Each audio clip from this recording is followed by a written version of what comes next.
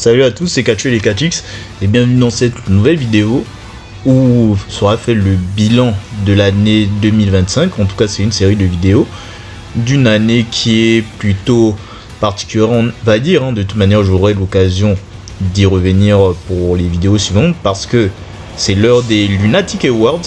Et une fois n'est pas coutume, je vais commencer par parler de mes découvertes de cette année. Donc, sans plus tarder, je vais commencer. Et on verra qui va succéder à Wheeler Yuta en 2022, Trick Williams en 2023 et Oba Femi en 2024. Sur ce, c'est parti. Numéro 5, Tekla. J'ai vraiment découvert cette année. En plus, elle a fait un début impactant au moment de sa signature à la AEW en attaquant Jamie Hayter. Bon, c'était un peu osef, mais l'idée c'était que ça soit impactant.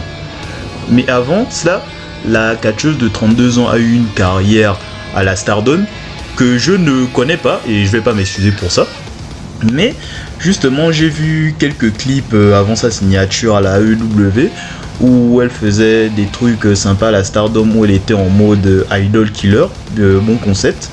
Et en plus ses conférences de presse étaient bien, ça montre vraiment ses capacités de promo girl. Au vu de ses transitions japonais et anglais, je la trouvais très forte. D'ailleurs elle n'est même pas japonaise, c'est ce qui m'a étonné, elle est autrichienne carrément. Ça m'a choqué au moment de le découvrir. Et à Skip, elle a quitté la Stardom après avoir tabassé son boss. Vraiment, niveau Thug Life, tu peux pas tester. Excuse-nous Austin. Mais pour revenir à la AEW, elle est plutôt bien établie, je trouve. Et en plus, elle sort assez bien du lot avec son personnage de punk à chien, un peu perché. Surtout que bon, les personnages perchés, j'aime bien. Et aussi sa manière de réagir un peu différente par rapport aux autres catcheuses. Elle est intégrée dans une faction avec Julia Hart et Sky Blue. Bon, après, les clans à la AEW, c'est devenu une norme. Bon, dans le catch en général, j'ai envie de dire. Mais elle a une bonne aura, une bonne attitude de leader et c'est plutôt cool. Même si elle est dans des rivalités fourre-tout de la mid-card, bon, après, c'est pas de sa faute, c'est plus un symptôme de la division féminine de la AEW où la mid-card, tout est un peu mélangé. En tout cas, c'est une belle perle. Elle commence à être dans des programmes de plus en plus importants avec le temps, surtout vu récemment. Et du coup, hâte de voir ce qu'elle proposera pour la suite à la AEW, mais normalement, ça devrait bien se passer. Numéro 4, Shiloh Hill. Ce mec, c'est franchement ma plus grosse surprise de cette année. J'imaginais même pas apprécier ce type. Déjà de 1. Il vient de WWLFG, regardez LFG, d'ailleurs c'est une très bonne émission pour découvrir des potentiels du futur, comment ils apprennent, c'est très cool à regarder. Ensuite, je me rappelle surtout à la saison 1, la manière dont on l'avait sur IP, je le regardais, j'étais en mode mais c'est qui ce gars qu'on nous surcote comme ça alors que c'est juste un random en fait, y a rien. Et quelle fut ma surprise quand j'ai remarqué son talent en fait. Déjà il est coaché par l'Undertaker a dû bien le coacher aussi. Et au fur et à mesure du temps je me suis rendu compte de son potentiel quoi. Il est très fort Shiloh. Sur le ring il est bon, en promo il est très bon, il a une très forte personnalité. Et du coup j'ai adoré parce que c'est un mec aussi taré. Comme quoi j'adore les mecs tarés, ça change pas. En plus, sa personnalité du jeune catcheur de 26 ans donne une certaine vibe Wyatt Family-esque. Genre, j'aurais très bien imaginé dans ce groupe. Ou encore l'inclure dans les Wyatt Six, ça serait pas un scandale. Tout est bien chez lui, sa dent en moins est bien, et même son nom civil est stylé parce que pour les intimes, il s'appelle Thunder Justice. Je vous laisse interpréter ça comme vous voulez sur si ça devait être son nom de catcheur ou pas. Moi, je ne me prononcerai pas personnellement. Ensuite, il a gagné la saison 2 de WWLFG, il était temps. Même si perso, il aurait dû gagner dès la saison 1 parce que c'était le meilleur et saison 2 aussi c'était le meilleur. Et là, il va bientôt faire ses débuts à NXT. On commence déjà à le présenter avec une espèce de personnage de geek, psychopathe. C'est très intéressant. Où il raconte d'ailleurs des histoires assez creepy, donc curieux de voir ce qu'il va donner, mais normalement on n'est pas censé le foirer. Dans le main roster, on a le temps d'y réfléchir, mais à NXT, il devrait avoir un bon normalement, mais vraiment bravo Shiloh et je m'excuse d'avoir autant douté de toi. Numéro 3, Zena Sterling. Une fois de plus, regardez LFG, c'est très intéressant. Et ensuite, Zena, elle aussi, je l'aimais pas au début. Vraiment, c'était le cliché de la grande blonde vraiment stupide en mode bête baisse quoi. Donc ça m'étonnait même pas qu'elle soit comme ça en fait dans la vraie vie. Bon après Terry Raeti c'est qu'elle doit être sûrement comme ça, donc il n'y a rien à gratter. Mais au fur et à mesure, il y a une sorte d'attache au fur et à mesure de son évolution dans l'émission. Et franchement, c'est tellement cringe que c'en est drôle en fait. En plus avec Bubba Ray qui se porte comme une figure paternelle envers elle. Et sinon, dans le catch, ben, c'est plutôt correct, il y a un truc à travailler. En plus, elle a un moveset qui est en adéquation avec le personnage qu'elle veut dégager, donc c'est très bien en fait. En mode goofiness, c'est très bien côté divertissement, et même dans le côté catch, la tenue c'est plutôt original. Elle est en mode en robe qui fait catch en fait. Donc c'est un truc que j'ai jamais vu, je me demande même si ça a déjà existé. Elle a su rapidement être ma préférée de FFG, même si sur le ring elle a encore quelques lacunes, on sent de la verdure surtout au niveau du selling, et qu'en promo c'est catastrophique, faut dire la vérité. Mais elle a fait un bon parcours, à la saison 1 elle a échoué en finale. Bon, la saison 2 on voyait clairement qu'elle était sur un plafond de verre, et que sa personnalité en fait s'est envolée par rapport au catch, donc je trouve ça assez dommage.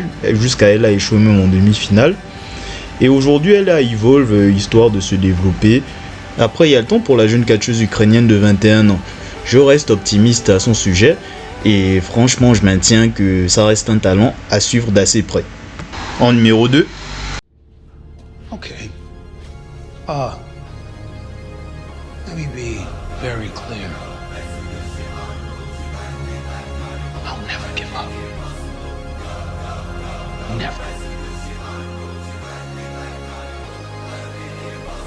Kuro.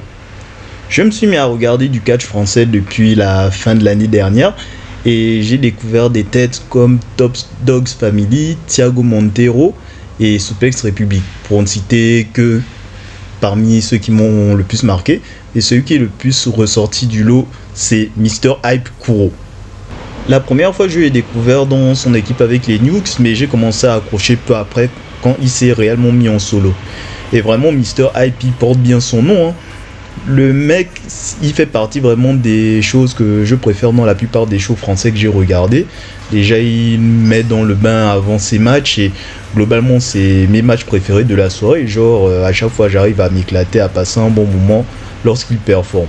Il est champion d'APC depuis plusieurs mois déjà, et il arrive à avoir du buzz en dehors de la France. Il a été champion par équipe de la OTT avec Mecha.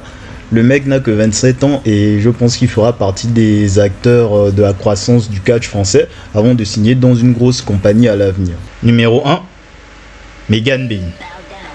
Megan Bayne, vraiment c'est une prodige, une déesse grecque du catch clairement.